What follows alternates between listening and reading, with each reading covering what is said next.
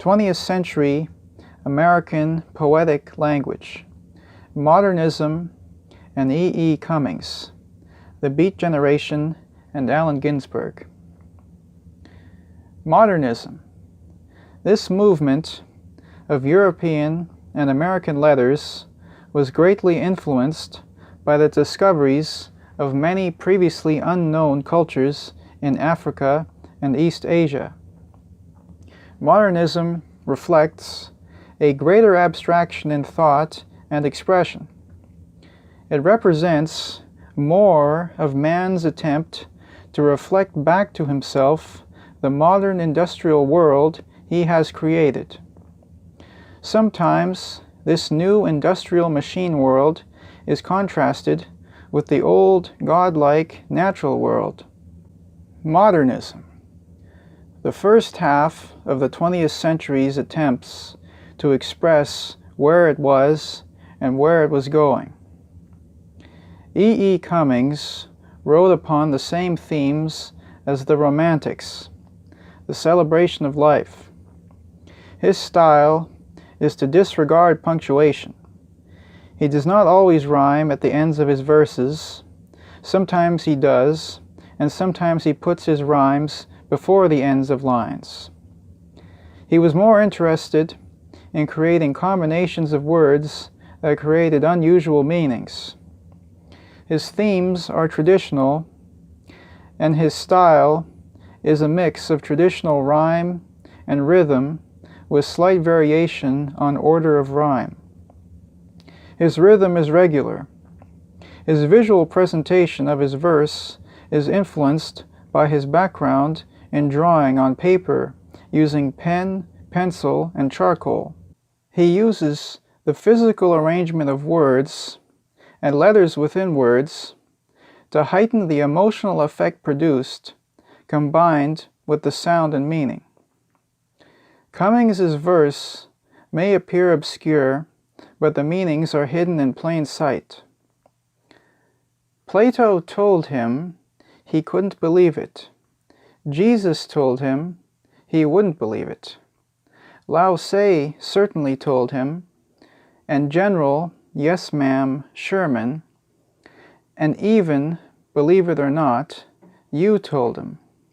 I told him. We told him. He didn't believe it. No, sir.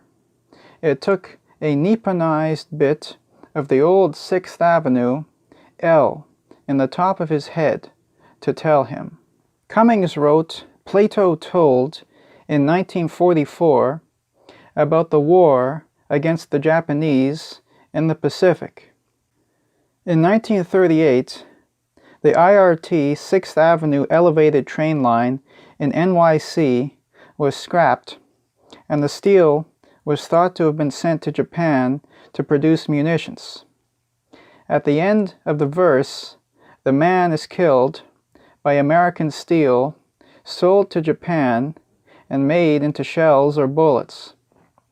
Plato, Jesus, Lao Tse, and General Sherman all demonstrated the finiteness of life by their teachings and or actions.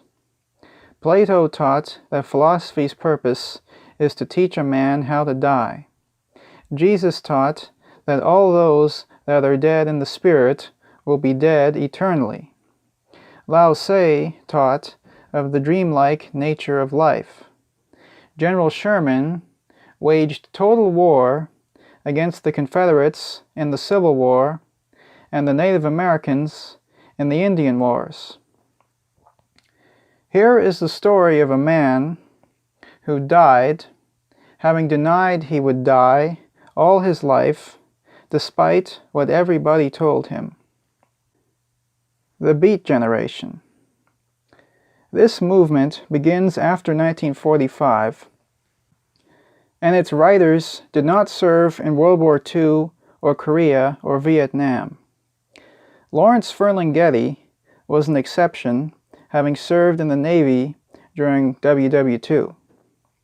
They were tired of the war and determined to create a new future founded through their syncretic East-West vision of life and spirit. The Beats were anti-war, anti-censorship, in favor of drug use, rock music, and jazz. Lawrence Ferlinghetti, Michael McClure, and Gary Snyder are the most prominent living Beats. They were tired of everything they were used to in Western countries and sought to find meaning in Eastern thought, with some embracing Zen Buddhism.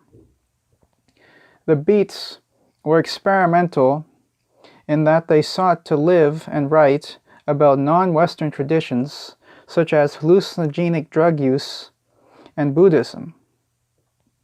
They were also tied into concern for the environment. Ginsberg, his style, influenced by Walt Whitman and free verse. Free verse developed in France in the second half of the 19th century. The writers of free verse believed that blank verse was too structured, and they decided to write outside of its structured forms. Blank verse is based upon a structured system of lines which have set numbers of stress. Free verse does not require any set numbers of stress for its lines. It follows the natural rhythm of language.